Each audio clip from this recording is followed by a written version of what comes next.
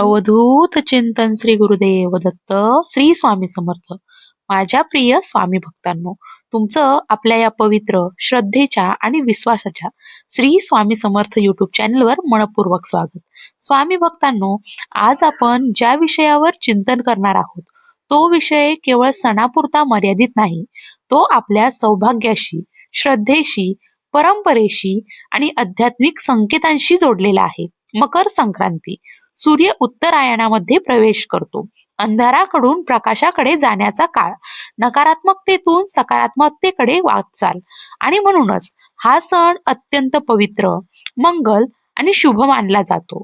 स्वामी भक्तांनो, संक्रांतीचा सण म्हटला की विशेषतः स्त्रियांच्या मनात वेगळाच उत्साह असतो. नवीन साडी, हलव्याचे दागिने, गजरा, टिकली, बांगड्या, घरामध्ये गोडधोड, हळदी कुंकू, ओसा, सगळीकडे आनंदाचं वातावरण. पण या सगळ्या आनंदाच्या गडबडीमध्ये धार्मिक परंपरेनुसार काही रंग असे असतात जे या दिवशी चुकूनही टाळावेत. कारण आणि हे रंग टाळणं म्हणजे अंधश्रद्धा नाही बरं, तर हजारो वर्षांची परंपरा, अनुभव आणि प्रतिकात्मक संकेत आहेत. स्वामी भक्तांनो, आपण अनेकदा ऐकलं असेल, संक्रांती देवी ज्या रंगाच्या वस्त्रामध्ये येते तो रंग सुवासिनींनी नेसू नये. पण यामागचं नेमकं कारण काय आहे बरं? देवीचा रंग टाळण्यामागे काय आध्यात्मिक संकेत आहेत आणि काळा रंगच का विशेष मानला जातो? चला, स्वामीचरणी मन ठेवून हळूहळू पण शांतपणे सविस्तर माहिती समजून घेऊया. संक्रांती देवी एक आध्यात्मिक संकेत.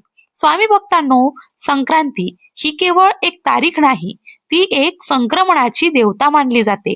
संक्रमण म्हणजे काय? बदल, परिवर्तन, उलथापालथ, अस्थिरता. सूर्य जेव्हा धनु राशीमधून मकर राशीत प्रवेश करतो तेव्हा हा बदल घडतो आणि म्हणूनच संक्रांती देवीला संक्रमणाचं प्रतीक मानलं जातं.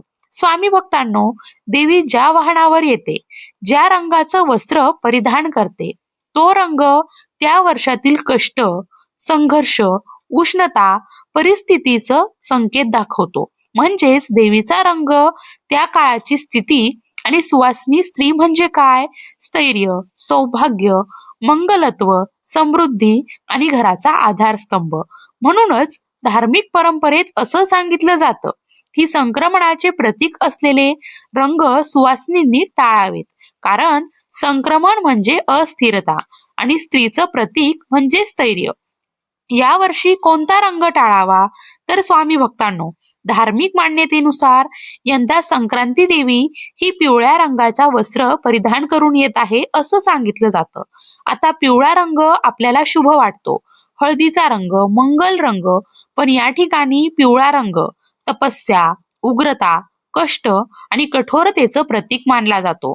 आता पिवळा रंग आपल्याला शुभ वाटतो, हळदीचा रंग मंगल रंग, पण या ठिकाणी पिवळा रंग तपस्या, उग्रता, कष्ट आणि कठोरतेचं प्रतीक मानला जातो. म्हणूनच परंपरेनुसार असं सांगितलं जातं की यावर्षी संक्रांतीच्या दिवशी सुवासिनी स्त्रियांनी पिवळ्या रंगाची साडी, बांगड्या, टिकली, दागिने, पर्स काहीही वापरू नये. हे टाळणं म्हणजे देवीचा अपमान नाही, तर स्वतःच्या सौभाग्याचं रक्षण करणं आहे. देवीचं वस्त्र परिधान करणं म्हणजे मी स्वतः कष्ट स्वीकारते असा याचा अर्थ होतो. आणि परंपरेमध्ये सांगितलं आहे, स्त्रीने कष्ट स्वीकारायचे नाहीत, तिने मंगलत्व जपायचं असतं. ही अंधश्रद्धा आहे का? तर स्वामी भक्तांनो, आजकाल लगेच म्हणतात ही अंधश्रद्धा आहे, पण लक्षात ठेवा, ही परंपरा प्रतिकात्मक धार्मिक संकेतांवर आधारित आहे. ग्रामीण भागामध्ये लोक परंपरेमध्ये असं मानतात की संक्रांती देवी ज्या स्वरूपात असते तो त्या वर्षातील गृहस्थिती, वातावरण, संघर्ष दाखवतो. आणि जर आपण तोच रंग परिधान केला तर सौभाग्यावर त्याचा विपरीत परिणाम होऊ शकतो, अशी देखील श्रद्धा आहे. ही श्रद्धा अंधश्रद्धा नाही, ती अनुभवातून आलेली श्रद्धा आहे. मग कोणते रंग शुभ आहेत? तर स्वामी भक्तांनो, यावर्षी विशेष करून कोणकोणते रंग हे शुभ मानले जातात ते पहा. केशरी रंग सूर्याचं प्रतीक, तेज, शक्ती, आत्मविश्वास. लाल रंग सौभाग्य, शक्ती, मंगल कार्य. हिरवा रंग समृद्धी, शांती, नवजीवन. हे तीनही रंग तुम्ही निर्धास्तपणे वापरू शकता. साडी, बांगड्या, टिकली, ओढणी सगळं चालेल. काळा रंग का परिधान करतात? तर स्वामी भक्तांनो, हा प्रश्न अनेकांना पडतो. काळा रंग तर शुभ कार्यामध्ये वर्ज्य असतो. मग संक्रांतीला का वापरतात बरं? याचं उत्तर धार्मिक देखील आहे आणि वैज्ञानिक देखील. मकर संक्रांती हा सण हिवाळ्यात येतो आणि काळा रंग उष्णता शोषून घेतो. म्हणूनच शरीर उबदार राहावं म्हणून पूर्वीपासून स्त्रिया काळ्या रंगाची साडी नेसत असत आणि त्यावर हलव्याचे दागिने.